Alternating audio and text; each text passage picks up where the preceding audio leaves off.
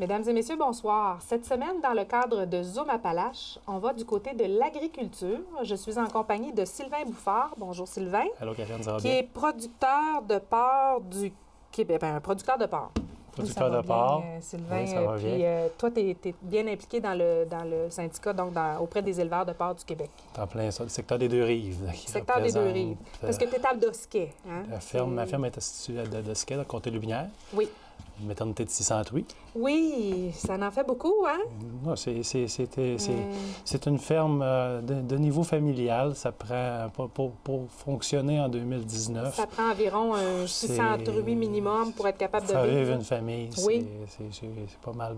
Pour moi, le statut, c'est soit que tu es naisseur-finisseur, tu as moins de truies avec la finition, ouais. ou que tu es juste naisseur, puis que tu as Parce plus que de c'est ça, là, il y a deux types de production. C'est ça. Il y a la maternité, puis il y a la finition. Il y a l'engraissement, c'est ça. Bien, l'engraissement, oui. Ouais. Toi, tu es juste la maternité. Tu fais juste de la maternité. Explique-moi un peu comment certains autres éleveurs vont être considérés naisseurs-finisseurs. Ils font les deux. Ils font les deux. Les porcelets naissent chez eux, puis ils vont les rendre jusqu'à l'abattoir. Chez nous, notre modèle d'affaires, c'est qu'on a les truies, on a les mamans, on fait l'insémination artificielle. On se trouve à suivre la true pendant son cycle de gestation. Mm-hmm. Puis suite à ça, ben, le porcelet vient au monde. On a 23-24 jours de 22-23-24 jours de lactation selon, oui. Parce que c'est pas la date exacte oui, tout le temps, c'est la nature. C'est ça, hein, parce que le porcelet va naître, puis, je veux dire, tranquillement, pas vite, il va être amené à s'alimenter solide. Là, quand il part de chez nous, ils sont sevrés. Ils sont sevrés et sont prêts à s'en aller chez un autre producteur que lui va faire la partie engraissement qui va durer. Lui, il fait juste l'engraissement à ce moment-là. Oui. Là, il prend le porcelet à, mettons, 25 jours de vie et oui. il le rend jusqu'au poids de l'abattage. Au poids d'abattage qui est d'environ... Ça peut être variable parce qu'il y a plusieurs cahiers de charge, là, mais généralement, c'est un poids, là, je vais vous dire le poids mort sur le crochet, là, mais... Oui, carcasse qu'on appelle, carcasse, là, c'est 103, 104, 105 kilos. Là, donc, autour de 100 kilos. Un petit peu plus, 104, 105. Là. Donc, un 225, 240 livres à peu environ, près. pas carcasse. Là. Donc, c'est ça. Par contre, moi, chez nous, quand ils partent de chez nous, c'est une moyenne de 6,5 kilos. Oh, c'est tout petit! C'est tout petit. Oui, petit bébé. Mais ils sont sevrés et autonomes, déjà. Ça sort déjà. Après, c'est sûr qu'il y a des moulets spécialisés. Il y a des soins particuliers à donner autant pendant le transport que quand ils arrivent chez l'autre producteur. Là, oui. Il y a des moulets spécialisés, puis il y a des soins qui sont donnés en conséquence. C'est parce que, juste pour donner oui. un exemple à nos auditeurs, tantôt, tu me disais qu'une truie... c'était autour de 200-250 kilos. 200 plus les porcelets, mettons, on sera à 250 250. kilos. Fait que là, on se rend au-dessus de 500 livres. On est entre 500 et 600 livres. Ça fallait là-dedans, oui. Puis le porcelet, quand il part de chez vous, il pèse à peu près 20 livres. 6 kilos. 6 kilos, tu sais, puis 20 livres, on est généreux. Quand il vient au monde, il est à peu près à 1 kilo, 1,5 kilo. 2-3 livres. C'est comme ça, il prend ça. C'est incroyable, hein? Ta truie, puis le petit porcelet, il est quoi? Il est gros comme ça, là? Un porcelet, quand ça vient au monde, c'est surprenant. En quelques minutes, ça marche. Hein? En quelques minutes, c'est autonome, l'instinct est là. Il y a une supervision à faire, mais c'est un animal... la croissance puis l'évolution de la naissance à la maturité, c'est rapide. C'est un animal très intelligent, d'ailleurs. Une truie verra... mes enfants, on leur truie à leur nom. Ah oui, puis la truie les reconnaît, etc. Puis ça fait partie... Oui, c'est ça que tu me disais tantôt, que ton verra, qui est le mâle, dans le fond, vous le brossez, puis toute l'équipe. On a notre trille pour faire le brossage. Là, on essaie d'être proche de nos animaux le plus possible. Ils deviennent amicaux, dans le fond. Et donc, au niveau de la finition, bien, c'est sûr que la production est différente. Oui. On reçoit le porcelet, donc oui. à peu près à 25 jours de vie. Et là, on a des soins particuliers à lui apporter. Mais au Québec, là, les porcs, quand on les reçoit comme ça, est-ce qu'ils sont ce qu'on appelle la stabulation libre ou plus en enclos? C'est des enclos, c'est des parcs, dépendant des fermes. Là, les quantités par parc peuvent varier, là, Oui. mais c'est des enclos, là, peut-être, je vais dire un chiffre comme ça, là, mais 20-25 porcelets par parc. Puis, ils sont libres. Ils sont libres. Ce bout-là de la vie est en liberté. Au niveau des truies, là, c'est un défi là, qu'on... C'est parce que là, tu sais, quand on voit des fois les truies qui sont comme dans une position d'allaitement, dans un espace un peu plus restreint, mais c'est parce que ces porcelets-là peuvent se faire écraser facilement si la truie est libre. C'est la principale raison pour laquelle sont logés en cage, surtout les premiers jours, la journée de mise bas puis les jours suivants. Oui. Certaines productions vont les garder le temps au complet avec les porcelets, d'autres ils vont les mettre en liberté avec leurs porcelets, mais avec des dispositions spéciales. C'est une tendance qui s'en vient de plus en plus. Par contre, au niveau de la gestation, là, c'est quelque chose que dans les prochaines années, ça va être un défi majeur. Là, de laisser les truies libres. De mettre les truies en liberté là, dans le temps d'insémination, plus confirmer la gestation. Sinon, ça serait trop dangereux. Le taux d'avortement pourrait être plus élevé. Donc, on peut parler de 30 à 30. Il y a une manipulation animale pour favoriser le bien-être qui est de plus en plus en train de s'installer. Ensuite de ça, les truies en liberté, là, oui. Ça, les fermes sont... c'est vers ça qu'on s'en va vers 2024. C'est vers ça que vous vous en allez, là. Donc, d'avoir la truie dans un environnement calme et un peu plus fermé pendant le temps de l'insémination, puis de confirmation de la gestation, puis ensuite de ça, qu'elle soit en liberté jusqu'à la gestation. C'est en plein ça, puis ça va devenir là, une norme là, au niveau du Canada au complet là, pour 2024. Il y a des incitatifs à le faire plus rapidement, c'est sûr. Il y a eu également... là, des programmes pour nous aider.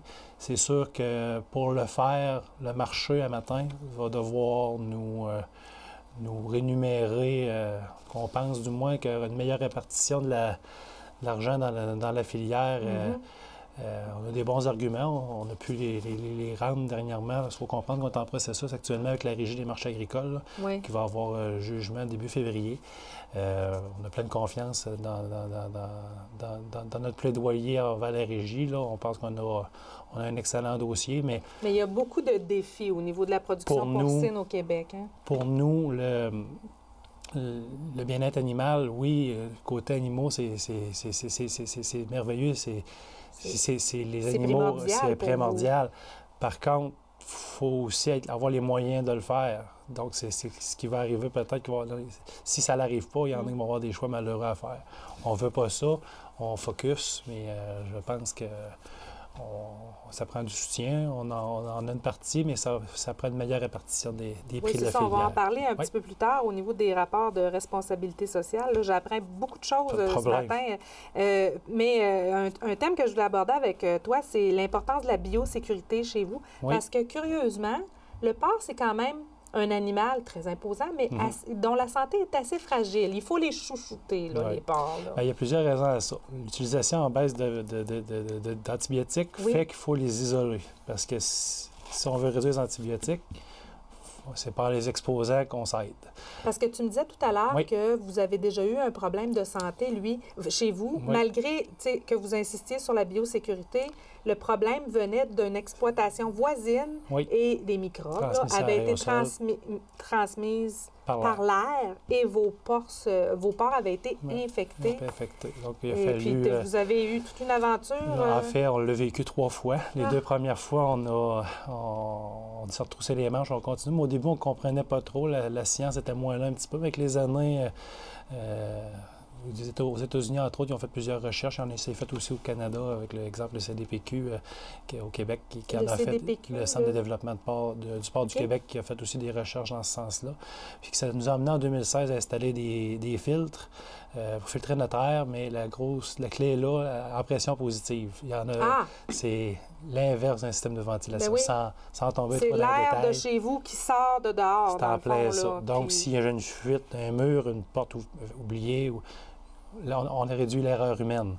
Donc, c'est le système. Et depuis qu'on fait ça, Là, il fallait prouver qu'on était capable de garder un statut, parce qu'il faut comprendre, moi, j'ai un client, je vends mes porcelets.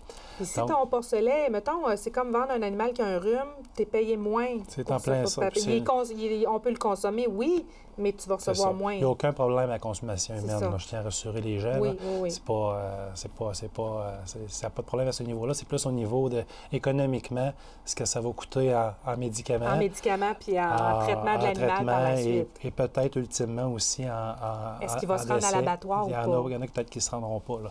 Ouais. Donc, c'est ça. Par contre, depuis qu'on fait ça, ça nous a permis de réduire énormément nos frais d'antibiotiques. Ben oui. Puis on se veille à chaque semaine ou environ, puis le statut se tient. Parce qu'on en parle, là, on ne veut pas utiliser d'antibiotiques, à moins que l'animal soit malade. Donc, le moins possible. Le porc du Québec n'est pas élevé aux antibiotiques. Non, Il va être traité s'il est malade. Il est traité s'il est malade, puis venant qu'il y ait un cas comme ça, il y a on a un cahier de charge avec des retraits bien définis selon les médicaments qui sont utilisés. Il y a des classes de médicaments aussi. Il y en a qu'on ne peut pas utiliser parce qu'ils sont utilisés ou on peut moins utiliser des cas seulement bien précis avec des autorisations bien particulières parce qu'ils sont utilisés en humain, entre autres, puis on ne voudrait pas rentrer en contradiction avec des traitements chez l'humain. C'est ça. C'est très réglementé. Là. Une autre chose qui m'a surprise, c'est que les 3/4 des porcs produits au Québec sont exportés. Oui. Je pourrais dire dans le début des années 2000, il y avait eu un signal du gouvernement à l'époque Go, on va vous soutenir, puis bâtissez, développer le marché d'exportation. Puis d'ailleurs, même récemment aussi, là, on a des belles occasions d'exportation qui s'offrent à nous, le niveau traité avec le Japon, qui est oui, parce qu'on le disait justement, le PTP, le fameux partenariat transpacifique, c'est sûr que pour les producteurs laitiers, c'est un drame, mais pour vous, les producteurs de porc, c'est quelque chose qui est relativement positif. Pour nous, c'est quand même positif. Pour la filière, c'est positif. C'est un petit peu le débat qu'on a actuellement. Nous, on aimerait ça avoir notre part du gâteau, de tout ça, ce qui aiderait à être plus indépendant et non attendre...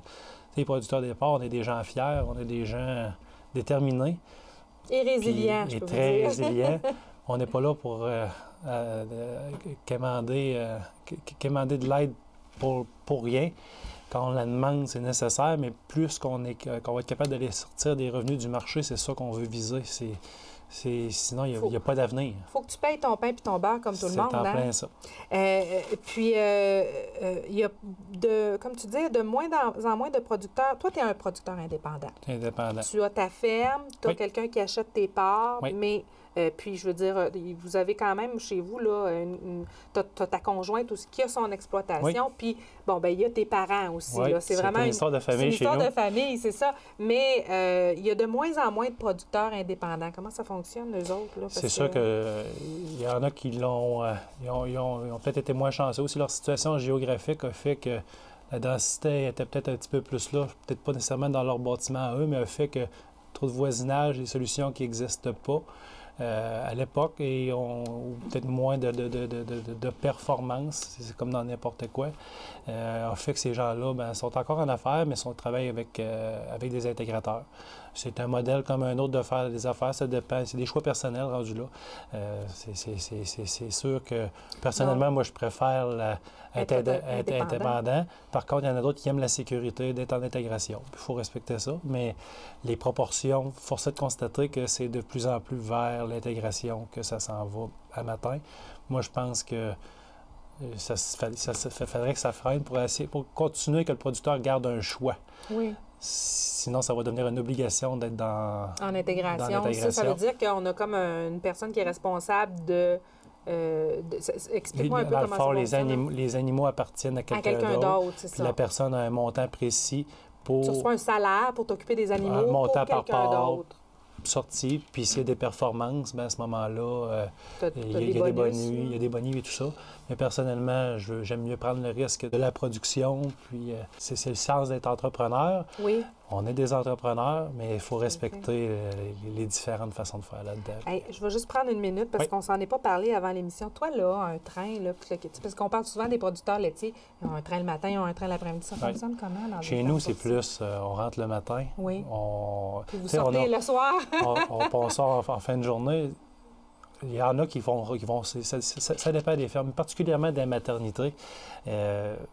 Il y a tellement de procédures, du moins chez nous, puis c'est ce qui s'en va de plus en plus pour rentrer et sortir.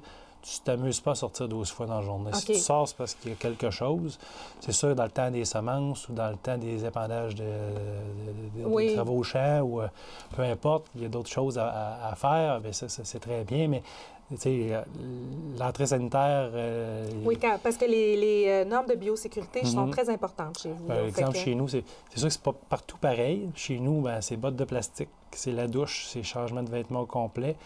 Il n'y a rien qui passe sans avoir été désinfecté, et j'en passe. Donc, il y a des procédures bien établies. C'est pas les visiteurs qui viennent. Non, on ne peut pas s'en aller chez vous et dire « Hey, Sylvain, je peux-tu aller voir tes parts? » Ça ne marche pas de même. Ça se peut, mais ça se peut qu'on passe une petite formation puis avec un petit délai avant. OK. Là, on se parlait tout à l'heure que vers 2010, il y avait eu un premier rapport de responsabilité sociale publié par les éleveurs de porc du Québec, puis vous êtes en train de rédiger votre deuxième. Ça est en cours présentement. C'est quoi ça? Volontairement, l'Organisation des éleveurs de porc s'est fixé divers objectifs, autant environnementaux qu'en bien-être animal, l'utilisation des antibiotiques et tout ça, pour rendre la production au niveau acceptable là, le plus possible, améliorer nos façons de faire. À tous les matins, je parle pour moi, puis je pense que la majorité des éleveurs sont comme ça. Puis la philosophie des éleveurs de porc du Québec, c'est comme ça. C'est d'être en constante amélioration. Il faut améliorer notre produit puis améliorer l'acceptabilité sociale autour de nous. Fait que c'est ce premier rapport-là et ce deuxième-là qui a été rédigé puis qui est échéance là, avec les objectifs pour 2020 permettent là, d'améliorer d'améliorer tout ça. Mais c'est un travail de tous les jours. Parce que là, on parlait que ce rapport-là traitait du bien-être animal. On a parlé un petit peu, entre autres, donc quand on parle de truies en liberté, là, ça fait partie... Nombre de pieds carrés en engraissement aussi. Tout ce qui est... objet à ne pas, installation, tout ce qui est... Parce qu'on s'entend, là, Sylvain, là, que toi, tes animaux, là, je veux dire, c'est ton gagne-pain, hein? Tu les maltraiteras pas, là. C'est nos... tu veux qu'ils soient le mieux possible, là. C'est nos bébés, c'est nos... tous les matins, c'est sûr qu'avec un élevage de 600 truies, c'est peut-être un petit peu plus impersonnel que, exemple, un producteur laitier qui a 60 vaches. Par contre... mais tu dois toujours en avoir une qui est plus fine que les autres. Plus qu'une. J'ai commencé comme même. Tu sais, ce que je fais avec mes enfants présentement, qui ont chacun leur truie, j'ai été élevé de même aussi quand j'ai commencé. Mon père a fait ça avec moi. J'ai eu ma première truie à moi, puis ça occupe-toi-en, puis c'est l'initiation. Même les enfants doivent passer le processus de biosécurité et être formés à ça. J'ai un petit gars de 7 ans et 5 ans, ça fait plusieurs années. Ils savent quoi faire quand ils veulent rentrer dans la porcherie pour aller voir leur truie. Mais c'est comme ça, c'est pas autrement. Et c'est sûr que c'est pas le plus gros risque, mais chez nous, on a été tellement échaudés par ça. Oui, c'est ça que tu disais tout à l'heure. On laisse rien au hasard. On a aussi, dans le rapport de responsabilité, l'impact sur l'environnement puis l'acceptabilité sociale de la production. Ça voudrait dire quoi un petit peu? Depuis quelques années, plusieurs années, là, je dirais depuis 80... Ça avait été fait peut-être un petit peu avant ça. Là, de mémoire, c'est 1997, les premiers plans, les PAF, là, communément appelés les plans environnementaux pour l'épandage. Oui. Dans le fond, c'est pas nous qui décident comment on met de fumier dans un champ. Puis on a des dates aussi à respecter. Hein? Un fumier n'est pas pareil d'un autre. Le fumier est échantillonné, les terres sont échantillonnées. Oui, on peut épandre tant par année. Puis selon ce que tu as dans ta fosse, c'est différent. Donc, il faut suivre les recommandations d'un agronome qui est professionnel là-dedans. il fait faire les analyses par des laboratoires. Là. Puis toi, tu vends ton fumier? Non. Dans notre cas, nous, on se trouve... Ça dépend des secteurs. Là. Oui. Il y a des secteurs que comme exemple, chez nous, je l'apporte chez le producteur. Lui s'en sert comme engrais. Moi, ça m'accommode. Parce que toi, tu ne fais pas de grande culture. Moi, je n'ai pas de grande culture chez moi. OK. Donc, le producteur qui produit ton foin ou quoi que ce soit, les grains, moi, je les grains, achète. Okay. Je les achète via la meunerie, là, avec la meunerie. Alors, c'est quelqu'un qui va prendre ton fumier pour, justement, te donner un meilleur prix sur ton grain.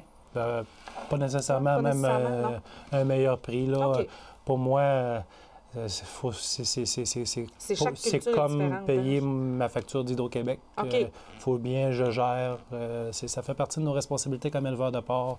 De gérer ton fumier aussi. De gérer jusqu'à la toute fin là, les impacts que ça a. Tantôt, Luc, notre technicien ici, avait une question intéressante sur l'étiquetage. Oui. Alors, si on veut, moi, là, si je veux être certaine d'acheter du porc du Québec, y a-t-il une étiquette qu'il faut que je cherche?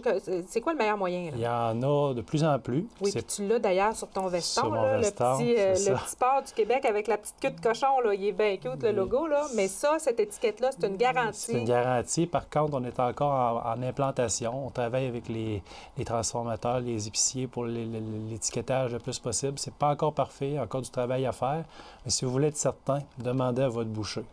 Il va vous le dire. Il va vous le dire d'où ça vient. Demandez-le, puis après ça, vous prendrez vos décisions. C'est ça. Il nous reste 5 minutes. J'aimerais ça qu'on parle un petit peu des défis de la production porcine pour les producteurs québécois. Parce que quand tu m'as dit j'ai 600 truies, j'ai dit, mon Dieu, ça prend énormément d'animaux pour avoir, dans le fond, à la fin de l'année, un salaire décent. Parce que, je veux dire, quand on parle d'un producteur laitier qui réussit à vivre avec 60 vaches. C'est différent. Toi, tu en as 600. C'est différent. C'est complètement différent, mais quels sont les défis, là, dans le fond, de la production? Parce qu'on parlait des prix, là, pour les producteurs. On n'a pas de système de quotas. On n'a pas... Donc, on est à l'exportation. Donc, les doléances du dollar canadien, les doléances du marché de la bourse. Donc, notre prix fluctue durant l'année. Généralement, au Québec, le prix est plus faible l'hiver, plus cher l'été. Donc, c'est pas parce qu'on est en mois de février que les paiements de la banque ne se font pas. Non, c'est ça. Donc, il faut composer avec tout ça.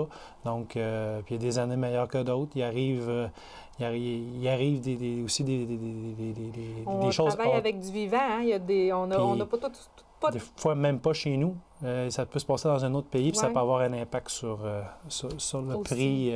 Puis, le fait de travailler avec des animaux aussi, c'est du vivant. Hein? Il y a toujours une bonne dose d'imprévu dans tout ça, j'imagine. Il y en a pratiquement chaque matin qu'on n'avait pas planifié, mais ça fait partie d'être producteur. Et puis, ici, là, on va en parler là, de la fameuse publicité du bye-bye, mais ici, là, le défi pour vous, c'est principalement de faire valoir la viande. Parce que quand on s'entend que, je veux dire, ça vaut cher du bacon, mais la semaine passée, moi, j'ai acheté une longe de porc pour un prix dérisoire. C'est que la viande de porc est un peu moins bien considérée. On essaie de travailler le plus possible pour l'améliorer. On a une équipe aux éleveurs de porc au niveau marketing qui fait des belles publicités. On en a depuis quelques années là, qu'on essaie de valoriser le maximum aussi localement. C'est parce que c'est pas juste l'exportation. On a aussi, puis on est fiers de ce qu'on fait. Là. On aime ça aussi. Être reconnu pour la qualité de votre viande. Puis je pense que c'est normal. Là. Parce que tu me disais qu'au Japon ou en Chine, quand on parle de porc du Québec, c'est comme une coche au-dessus. Puis... On comprend au niveau international, ils disent que le porc canadien, là, mais l'étiquette, là, j'ai vu des photos là, de certains étalages là, qui peuvent se trouver au Japon. Puis les gens, ils ne jurent que par la qualité, l'aspect, le goût, la tendreté de ce qu'est le porc du Québec. Et donc, ici, pourtant, c'est encore considéré comme une viande un peu moins... je pense qu'il y a eu du travail de fait des dernières années, oui. Mais je pense qu'il y en a encore à faire. On est quand même la deuxième production la plus... au niveau, après le lait, c'est le porc en termes d'importance. Oui. Par contre, au niveau de encore du travail à faire, puis je pense que ça va toujours être. On ne pourra jamais dire le travail est fini à journée qu'on va faire ça. Puis je pense que c'est comme dans n'importe quoi, oui. tu te mets à reculer. Puis, toi, aujourd'hui, là, en ce moment, le défi, là, on se parlait de quelque chose, puis je ne l'ai pas noté, le défi d'aujourd'hui, là, tu me disais qu'il y avait des choses. Aujourd'hui, on se parle, le principal défi là, auquel vous avez à faire face. Là. Ça va être le bien-être animal dans les prochaines années, les mises au nombre de ça. Ça va coûter des sous, ça va prendre des... Ça va prendre des investissements majeurs. Juste donner un ordre de grandeur. Depuis 2004 jusqu'à 2014, là, grosso modo, de transformation et production porcine, c'est 1 milliard d'investissements que ça prenait au Québec. Les nouveaux transformations, ils ont environ investi, c'est des estimations, environ 400-450 millions. Quand on parle, ils ont investi, on parle des paliers de gouvernement? Non, les transformateurs vont moderniser les usines. Okay. Par contre, il y a un 500-550 millions qui est débuté, mais qui reste à investir là, de façon majeure dans les bâtisses. L'âge de vie de nos bâtisses en moyenne au Québec, je ne pourrais pas dire le chiffre exact, mais exemple, la durée de vie était planifiée pour 20 ans, c'est quelque chose comme 23 ans. Nos bâtisses en moyenne sont plus âgées que ce pourquoi elles étaient prévues. Ça démontre que les producteurs n'ont arraché à multiples reprises. Puis c'est parce que c'est toi qu'il faut que réinvestisses dans ta production constamment et constamment. Donc, si tu n'as pas un prix décent pour ta viande, tu ne peux pas réinvestir. En fond, on veut pas le beurre et l'argent du beurre. Non. On veut juste... une production. On veut juste être payé pour ce qu'on fait comme n'importe qui. À une juste valeur. À notre juste valeur, c'est ça. En terminant rapidement, au Bye Bye 2018, vous avez, les producteurs de porc, lancé une publicité extraordinaire pour rendre le porc attrayant. Et c'est basé sur l'émission, c'est la fameuse soirée canadienne. La soirée canadienne. Alors, ça fonctionne, les publicités? Bien, la preuve, on en parle aujourd'hui. Oui, mais la publicité en général rend la production attrayante à aller acheter, va aussi nous permettre de démontrer ce qu'on fait. Puis qu'est-ce qu'on est allé chercher dans cette publicité-là, c'était surtout le côté historique, le côté que ça fait des années que c'est dans nos maisons, mais on le réalisait peut-être pas tant que ça, l'importance que le porc avait, mais dans le fond, le porc au quotidien est un peu tout le temps là. Fait que c'est ce qu'on voulait démontrer un peu avec cette publicité. Sylvain, un grand merci d'être venu nous voir aujourd'hui. Ça me fait plaisir. Merci beaucoup, Karine. Là-dessus, mesdames et messieurs, on se quitte et on se revoit la semaine prochaine pour un autre Zoom Appalaches.